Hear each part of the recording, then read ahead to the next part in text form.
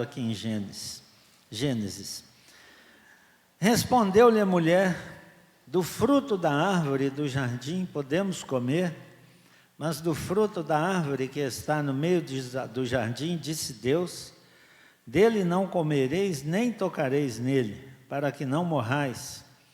Então a serpente disse à mulher: é certo que não morrereis, porque Deus sabe que no dia em que dele comerdes, se vos abrirão os olhos, e como Deus, sereis conhecedores do bem e do mal. Amados, desde esse dia, nós nascemos cegos espiritualmente. Nós não conseguimos ver com clareza as realidades espirituais. Nossos olhos estão turvos. Deus, Ele está sempre conosco, mas os nossos olhos não conseguem vê-lo com perfeição. Eu estou falando dos crentes. Nós nem sempre enxergamos a mão e a graça de Deus conosco.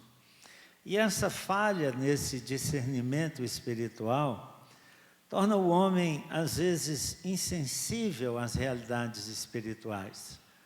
Nós, às vezes, lutamos mais pelas coisas do mundo, nós nos empenhamos mais pelas coisas do mundo do que pelas coisas espirituais. Nós nos esforçamos, trabalhamos, dedicamos, sofremos por aquelas coisas que vão nos causar mal. É essa a nossa realidade. Porque quando nós nos afastamos do Senhor, isso não acontece sem algum prejuízo para nós. Às vezes nós enfrentamos algumas situações grandes demais para nós. Nesses momentos, é claro, nós nos voltamos para Deus, clamamos, oramos, entendemos que sozinhos nós não podemos fazer nada, e Deus, é claro, Ele sempre nos atende, sempre nos dá graça. Nós, infelizmente, irmãos, mesmo nesses momentos, nós não atribuímos ao Senhor toda glória e toda honra. Lamentavelmente, muitas e muitas vezes nós chamamos de sorte. É muito comum entre nós, conversando, despreocupadamente, nós dizermos: nossa, eu tive uma sorte, eu tive um acidente, mas eu tive uma sorte, aconteceu isso e isso, mas eu tive uma sorte, como se sorte existisse. Que pena, querido, que nós somos assim cegos a esse ponto de não enxergar a mão e a graça de Deus em nossa vida. Veja que diferença. No livro de Gênesis, capítulo 50, o último capítulo, no verso 20, José registra aqui as suas palavras. Ele diz assim aos seus irmãos: vós, na verdade, intentastes o mal contra mim, porém Deus o tornou em bem, para fazerdes como vedes agora, que se conserve muita gente em vida. Visão espiritual, querido. Apesar de tudo de ruim que José passou, ele conseguia ver a boa mão de Deus. Ele via a graça de Deus em todo o transcurso da sua vida. Mesmo nos momentos em que ele foi vendido, mesmo no momento em que ele estava lá no fundo de uma cisterna, mesmo no momento em que ele foi lançado na cadeia por fazer o bem, ele enxergava ali a mão de Deus, porque ele cria que Deus é poderoso para fazer infinitamente mais do que tudo o que pedimos. Ele transforma as ciladas do inimigo em bênção, mas nós nem sempre assim fazemos. No começo, primeiro versículo, lemos que o rei da Síria estava em guerra contra Israel. Algo muito comum, na verdade era corriqueiro. Israel e Síria estavam sempre em guerra.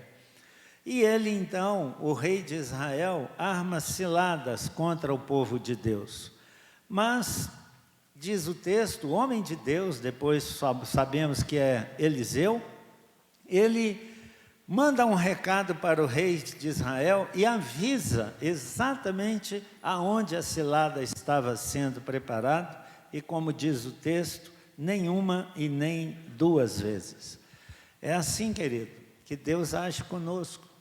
Hoje, nós somos esse povo que recebe esse cuidado do Senhor. Nós somos aqueles pelos quais Jesus morreu, e Ele disse que nós valemos muito mais do que os pardais. E esses pardais, eles não caem em terra sem que seja da vontade de Deus. Jesus procurava então encher o nosso coração de ânimo e de esperança, mostrando que o cuidado de Deus estaria permanentemente sobre nós. Quando Ele parte desse mundo, Ele disse que Ele estaria conosco todos os dias da nossa vida. Todos os dias da nossa vida. E Ele disse que recebeu do Senhor toda a autoridade sobre todas as coisas.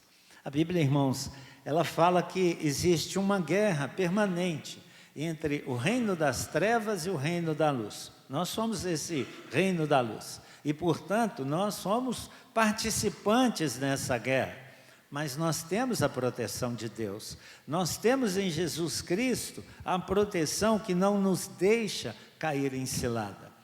O fato lamentável, irmãos, é que apesar disso, nós seguimos pelo caminho. Nós muitas vezes avisados de que não é o melhor, muitas vezes prevenidos pela palavra do Senhor, às vezes por um irmão, às vezes por uma mensagem, ainda assim nós insistimos em seguir por esses caminhos e, é claro, colhemos as consequências dessas circunstâncias. O Deus de nossos pais, Ele está conosco, mas que pena que nem sempre nós estamos dispostos a atendê-lo. O rei sírio, ele se indigna, ele viu frustrados os seus planos, e é claro, na sua cegueira, ele só podia pensar que havia um traidor entre eles. Ele nunca chega a imaginar que esse, entre aspas, traidor, fosse o amor, a graça, a misericórdia e a soberania de Deus, o conhecimento de Deus, a onisciência de Deus que livrava o povo de Israel. Um servo dele avisa ele que era o profeta de Deus, que ele era o responsável por isso. E ele então aciona o seu serviço secreto para identificar aonde é que estava Eliseu. Disseram a ele, ele está em Dotã, e ele manda lá um exército. Isso é extraordinário, irmãos. Porque não era necessário um exército, mas Deus coloca no coração do rei esse propósito de que algo fosse extraordinariamente exagerado, para que a graça de Deus superabundasse dentro dessa circunstância.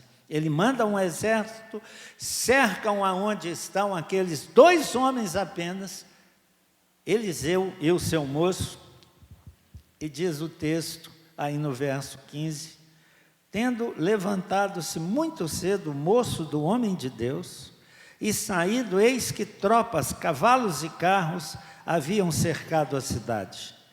Então o moço lhe disse, ai meu senhor, que faremos? Nós lemos assim, né, com muita tranquilidade, com uma voz até meio mansa, meio amena, né? Ai meu senhor. Mas eu não imagino que tenha sido assim que esse homem tenha falado. Ele estava apavorado, provavelmente ele deixou sair do seu interior um grito desesperado. Ele não tinha esperança, ele não conseguia ver com seus olhos espirituais a graça e a providência de Deus. Eu entendo, querido, que muitas vezes nós passamos por isso. Muitas vezes nós somos surpreendidos por circunstâncias que nós não esperávamos, que nós não contávamos que acontecesse. E nós, a exemplo desse jovem, nós nos desesperamos, Foge da nossa mente, do nosso coração, as promessas de Deus, as promessas de que Ele estaria conosco todos os dias da nossa vida, de que nenhum fio de cabelo cairá da nossa cabeça sem que seja da providência de Deus, de que nós valemos muito mais do que muitos pardais, os quais não caem nesse mundo sem que seja da vontade de Deus. Nós então nos esquecemos disso e nós, a exemplo desse jovem, nos desesperamos. Querido, é real, é verdade que Jesus disse que nós podemos guiar cegos, nós não podemos dar vista. Ele disse que nós podemos colocar a verdade diante das pessoas, mas nós só podemos fazer com que creiam. Mas observe, nós somos povo de Deus, nós somos crentes, nós somos esses que já temos essas lentes espirituais, que deveríamos andar, conforme diz Paulo aos Coríntios, pela fé e não pelas coisas que vemos. Nós deveríamos enxergar sempre o Senhor conosco, livrando, protegendo, dando graça, consolando, fazendo aquilo que é a nossa necessidade urgente. A notícia boa, amado, é que há esperança. Nós, a exemplo de Abraão, Moisés, Davi, Paulo, Pedro, nós falhamos, mas o Senhor não nos dispensa, não nos rejeita por conta disso. Quando recebeu essa palavra do seu moço, Eliseu disse a ele: não temas. Imagina essa situação, querido, você embaixo num vale, olha e se vê cercado por um exército que você tem certeza que foram ali para lhe pegar. E alguém chega para você e diga assim: não tema, não tenha medo. Por que eu não devo ter medo? Porque existe, querido, uma promessa, porque existe uma grande garantia de Jesus, de que Ele estaria conosco todos os dias da nossa vida. Porque o nosso Deus, Ele não dormita, porque Ele não desiste de nós, porque jamais Ele nos entregará nas mãos do inimigo. É por isso que nós podemos então ter confiança e não temer. E o problema é que os nossos olhos, nós mais usamos os olhos físicos do que os olhos da fé, porque nós não acreditamos nessa promessa, porque nós nos desesperamos com as coisas que nós enxergamos.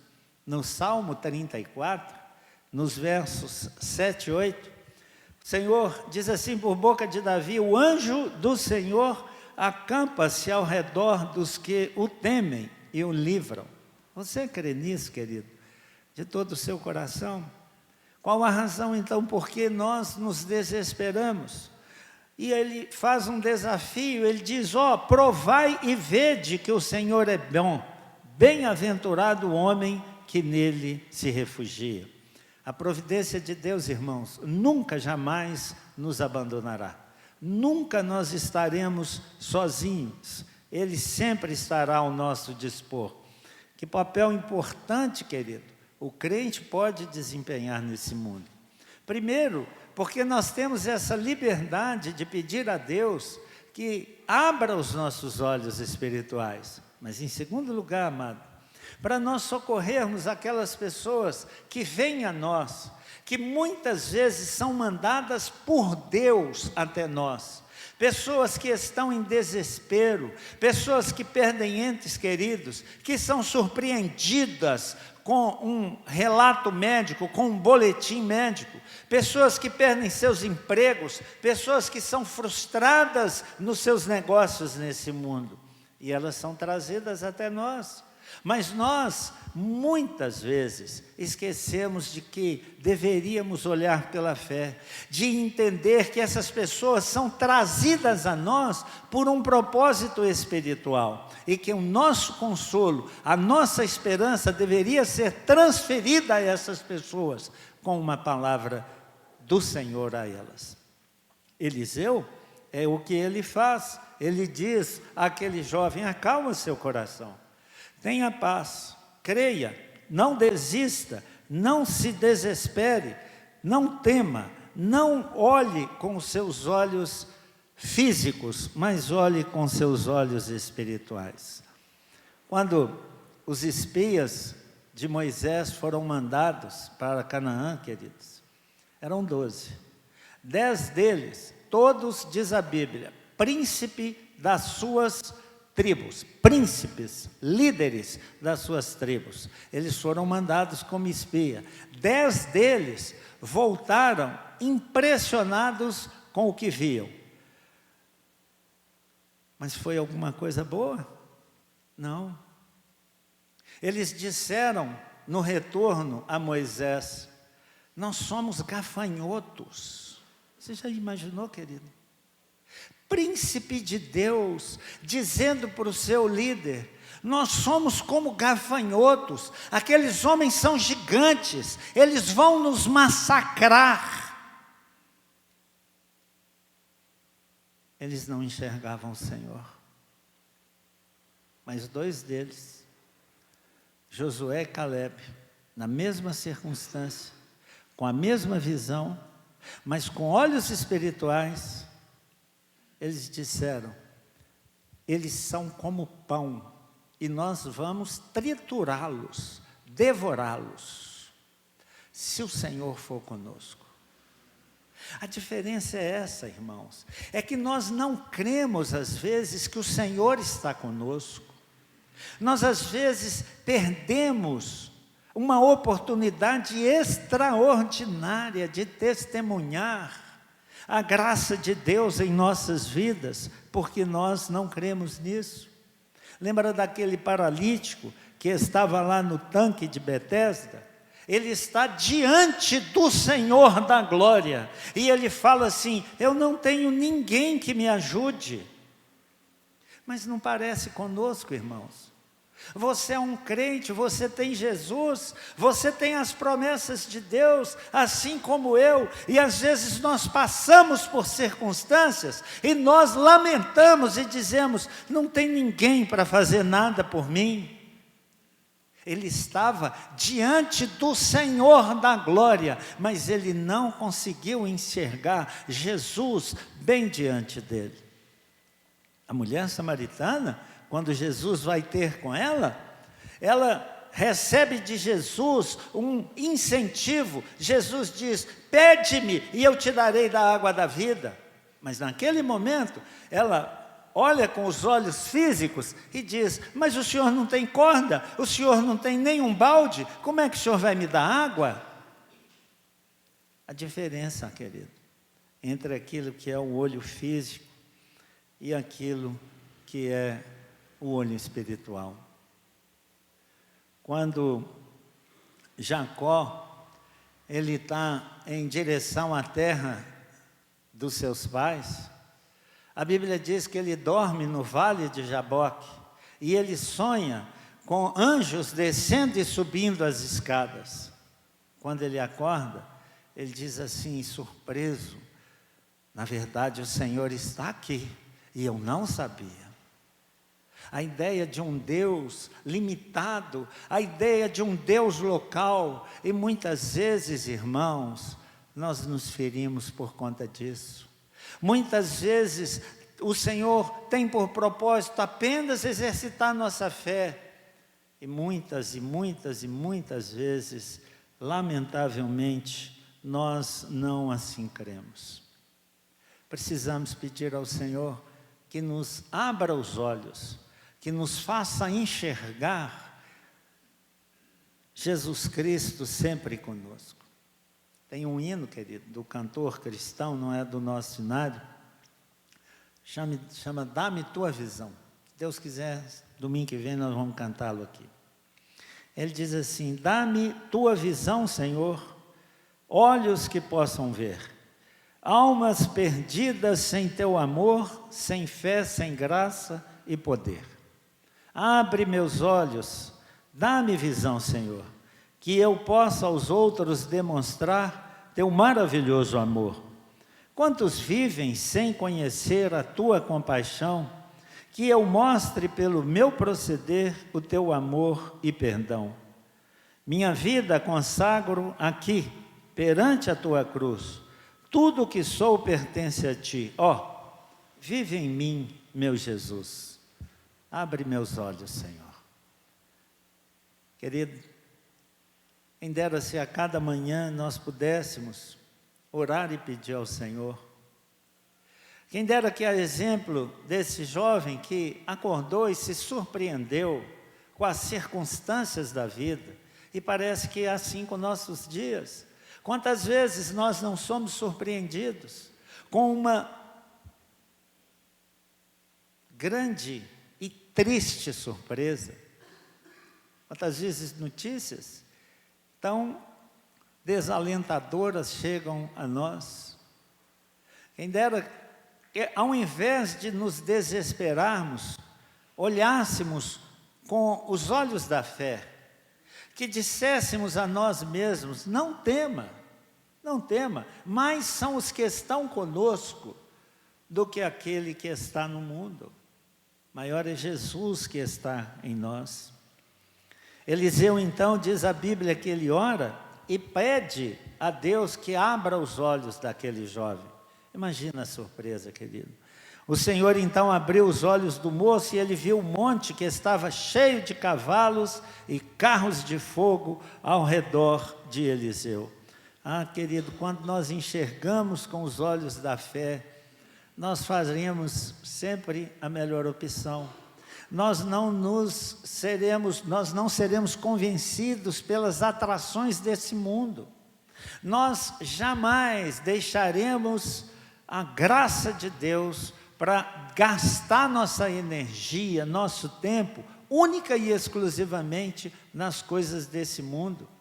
Quando Deus abre os nossos olhos, nós enxergamos o futuro. Nós fazemos como aqueles homens lá de Hebreus, dos quais está registrado aqui, capítulo 11. Todos eles morreram na fé sem ter obtido as promessas, vendo-as, porém de longe, e saudando-as e confessando que eram estrangeiros e peregrinos sobre a terra. Fizeram a melhor opção, abriram mão dos atrativos do mundo, das possibilidades desse mundo, não receberam ainda a sua recompensa, mas eles tinham certeza que elas estavam guardadas para eles, porque aguardavam a cidade que tem fundamentos, da qual Deus é o arquiteto e edificador. Quem dera, querido, quem dera que nós, a cada manhã, pedíssemos ao Senhor: abre nossos olhos, Senhor. Abre nossos olhos para que nós vejamos então a graça do Senhor. Deus, irmãos, na pessoa de Jesus, quando estava nesse mundo, Ele critica seus discípulos. Ele diz a seus discípulos: vocês sabem interpretar os sinais desse mundo? Vocês são capazes de dizer: hoje vai chover porque o tempo está avermelhado, o céu está avermelhado. Mas vocês não sabem olhar as coisas espirituais? Não é muito parecido conosco, irmãos?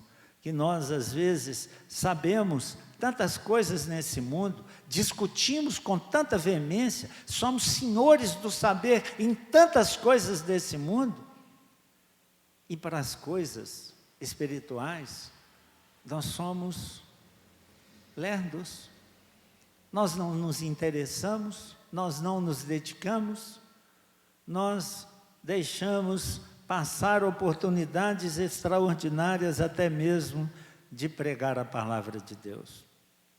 Abre nossos olhos, Senhor. Deus atendeu a oração e aquele moço viu e a situação mudou completamente. O seu coração encheu de graça, o medo bateu em retirada. Não havia mais então temor, porque agora ele enxergava a graça de Deus presente na sua vida. O Salmo 146, verso 8, irmãos, diz que o Senhor abre os olhos dos cegos. E acontece que eles, diz o texto, verso 18, os sírios desceram contra eles. Apesar disso, eles estavam então firmemente empenhados em liquidar com Eliseu e com seu jovem. Eliseu faz outra oração. Ele pede agora que esse Deus que abriu os olhos daquele jovem, feche os olhos daqueles sírios. E ele, diz a Bíblia, conduz aqueles homens até dentro de Samaria. Samaria era a capital, irmão. Dotã era uma cidade, digamos, do interior. Samaria a capital. Eliseu leva-os lá dentro, aonde o exército do povo de Israel estava presente. Agora aqueles homens, eles são cercados por um exército maior. Quando chega lá, diz a palavra de Deus que ele ora a Deus e pede para que os olhos daqueles homens fossem abertos. Verso 20, tendo chegado eles a Samaria, disse Eliseu: ó Senhor, abre os olhos desses homens para que vejam. Abriu-lhes o Senhor os olhos e viram, e eis que estavam no meio de Samaria. Imagine agora o estado alarmante com que esse exército se depara. Cegos foram conduzidos até aquele local. Quando têm suas visões abertas, olhos físicos, eles viram que eles estavam em tremenda desvantagem. Estava dentro da casa do inimigo, cercados e sem possibilidade nenhuma. O que fazer, querido? O que fazer nessa hora? Retaliar? Não dessa vez, queridos. Não dessa vez. Não haveria, então, retribuição segundo a carne. O Senhor diz que o povo dele não deve retaliar. Não deve devolver mal por mal. Que deve pagar o mal com o bem. Que deve ajuntar brasas vivas nas cabeças dos inimigos para que eles se arrependam. Não vos vingueis, amados. Não retribua aquilo que você tem sofrido. Você é um povo especial, você é aquele pelo qual Jesus Cristo deu a sua vida. Nós recebemos misericórdia do Senhor e devemos devolver na mesma moeda para as pessoas desse mundo. Amados, uma das cenas mais comoventes que eu guardei em minha memória daquele filme da Paixão de Cristo, do Mel Gibson, esse último que foi passado, é quando Jesus alerta Pedro e diz para Pedro: você vai me trair. E ele disse: eu de jeito nenhum. Ele falou: o galo não canta antes que você me traia. E foi assim que aconteceu. Quando Jesus está naquele sofrimento, quando ele está recebendo o castigo dos nossos pecados, o filme mostra, numa cena para mim extraordinária, os olhos de Jesus se cruzando com o de Pedro. E ele experimenta uma profunda dor. Ele viu que Jesus tinha razão. O que um homem desse merece, irmãos? O homem que traiu Jesus, o que nós merecemos, irmãos?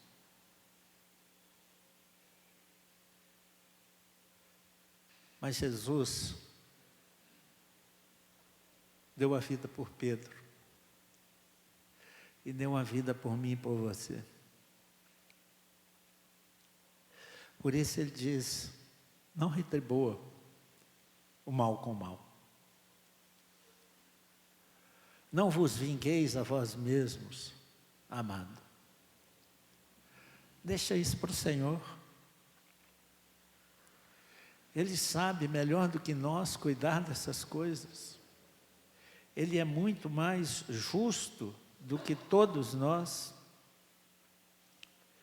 Não te deixes vencer do mal. O rei de Israel, ao ver aquela situação favorável, ele pergunta a Eliseu: feri-los-ei, meu pai. A resposta de Eliseu é exatamente isso que o apóstolo Paulo escreve aos Romanos e a nós: não os ferirás, fere aquele que fizeres prisioneiros com a tua espada e com o teu arco. Esses foram feitos prisioneiros pela graça de Deus, não foi com arco e flecha. Porém a este, manda pôr-lhes diante pão e água, para que comam e bebam. Se o teu inimigo tiver fome, o que nós devemos fazer? Dá-lhes de comer. Se tiver sede, dá de beber. Porque fazendo isso, amontoarás brasas vivas sobre a tua cabeça. Trata bem, querido, aquele que lhe trata mal. Pede ao Senhor que abra os seus olhos, que Ele dê visão espiritual, que você seja instrumento de Deus, quem sabe, na salvação dessas pessoas. O rei vai além do que Eliseu disse. Diz ao texto que ele oferece um grande banquete. Eles comeram, beberam e foram então despedidos. E como resultado disso, e da parte da Síria, não houve mais investidas na terra de Israel. Eles receberam brasas vivas na cabeça. Eles experimentaram da misericórdia, do amor e da graça de Deus. Abre nossos olhos, Senhor. Abre nossos olhos para não ser atraído pelas coisas desse mundo, pelas coisas que vão nos causar mal, que vão nos ferir. Abre nossos olhos, Deus, para nós vermos as ciladas que o inimigo coloca diante de nós. Abre nossos olhos, Senhor, para enxergarmos a graça do Senhor, para vermos que muitas e muitas vezes as pessoas que vêm desabafar conosco, elas estão sendo dirigidas pelo Senhor para que recebam então uma palavra de graça. Abra nossos olhos, Senhor. Eu quero concluir, queridos, com 3 aplicações. Primeiro, irmãos, todo dia você vai acordar com problemas para resolver, todos os dias. O mundo é mau. Algumas vezes com notícias muito dolorosas, muito tristes. Esse mundo é isso. É isso que nós devemos esperar. Nós moramos nesse mundo mau, por isso nós deveríamos todos os dias pedir a Deus que abra os nossos olhos. Não é pedir por salvação, irmãos. Quando Paulo escreveu à igreja de Éfeso, ele escreve a crentes, e ele escreve assim, que ele está orando para que Deus iluminasse os olhos do coração daqueles irmãos, para saberdes qual a esperança do seu chamamento, qual a riqueza da sua glória, da herança dos santos. Paulo está orando pelos crentes, para que eles compreendam a riqueza, a misericórdia e o amor de Deus que estão à nossa disposição. E nós às vezes caminhamos nesse mundo como pessoas brutas, como pessoas cegas espiritualmente. No Salmo 119, o rei Davi, ele mesmo pede assim: desvenda os meus olhos, para que eu contemple as maravilhas da tua lei. Desvenda os meus olhos, Senhor.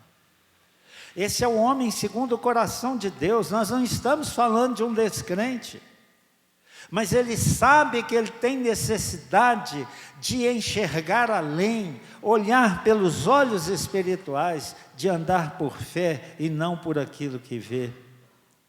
Quando Paulo escreve a sua primeira carta aos Coríntios, ele diz assim: mas como está escrito, nem olhos viram, nem ouvidos ouviram, nem jamais penetrou em coração humano o que Deus tem preparado para aqueles que o amam.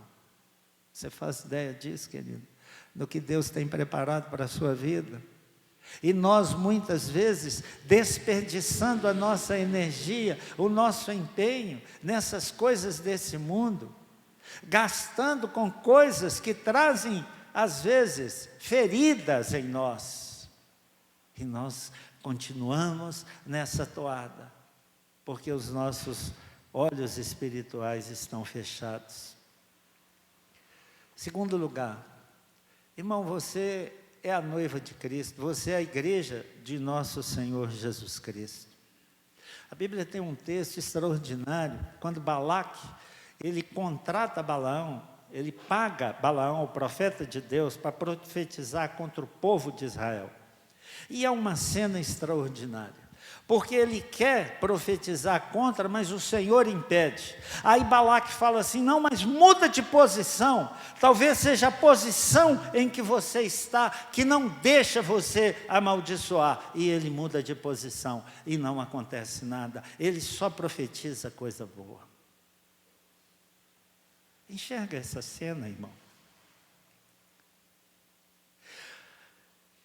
De qualquer lugar que nos olhe, nós somos o povo de Deus. Às vezes nós olhamos uns para os outros, com rancor, com mágoa, mas nós somos o povo de Deus. Nós somos a noiva de Cristo. Não interessa do ponto que estão nos enxergando, nós somos os filhos de Deus nesse mundo. Nós precisamos olhar uns para os outros dessa forma. Tirar do nosso coração mágoa, não retribuir mal por mal, mas pagar o mal com o bem. Viver como crentes mesmo em Cristo Jesus. Precisamos andar sempre por fé. Quando nós estamos, irmãos, com os nossos olhos espirituais fechados, nós enxergamos só os pecados dos outros. Nós enxergamos as impossibilidades de alcançarmos algum alvo. Nós enxergamos os nossos inimigos como gigantes, intransponíveis, invencíveis. Nós reclamamos de tudo, nós só enxergamos dificuldade. Mas quando, querido, Deus abre os nossos olhos espirituais, nós enxergamos em primeiro lugar os nossos próprios pecados, não mais os dos outros. Nós enxergamos Deus erguendo caídos, trazendo pessoas até nós, muitas vezes para serem salvas. Nós vemos a igreja de Deus prosperando, crescendo, apesar das dificuldades. Nós enxergamos Deus lutando a favor do seu povo, da sua noiva aqui nesse mundo. Nós enxergamos que Jesus está muito mais próximo de voltar, querido, do que desde o começo, quando Ele anunciou. E por isso nós começamos a viver mais para o Senhor. A exemplo do que o apóstolo Paulo fala: já não sou eu quem vive, mas Cristo vive em mim. E esse viver que agora tenho na carne, vivo pela fé no Filho de Deus, que me amou e a si mesmo se entregou por mim. Os olhos espirituais nos dão essa condição. E em último lugar, querido, o fundador daquele ministério chamado Missão, Hudson Taylor, que era dirigido no interior da China, é claro, no século passado, os historiadores dizem que ele costumava pendurar 2 placas em todas as casas aonde ele ia morar. Uma escrito Ebenezer, e na outra, Jeová Jireh. Ebenezer, segundo 1 Samuel 7:12, tem lá a tradução para nós. Até aqui nos ajudou o Senhor. Gênesis 22:14, Jeová Jireh, quer dizer, o Senhor proverá.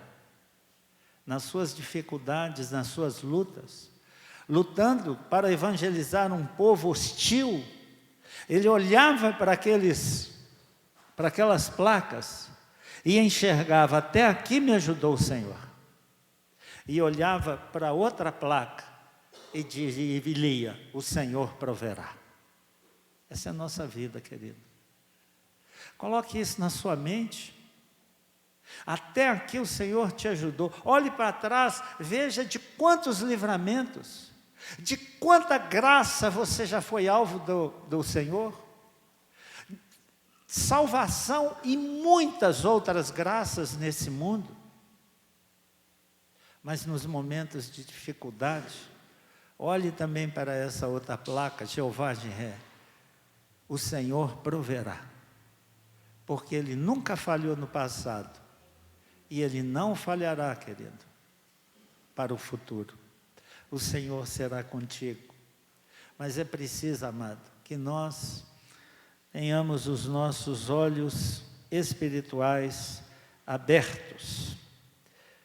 Nós não podemos mais viver apenas com os olhos desse mundo. O Senhor nos deu vida, Ele deu-nos visão, nos libertou das amarras do diabo. E Ele prometeu que estaria conosco todos os dias da nossa vida. Viva com essa convicção, querido. Abre meus olhos, Senhor. Me faz enxergar sempre o que o Senhor fez e as promessas do Senhor para o futuro. Fique em pé, querido. Vamos orar ao Senhor.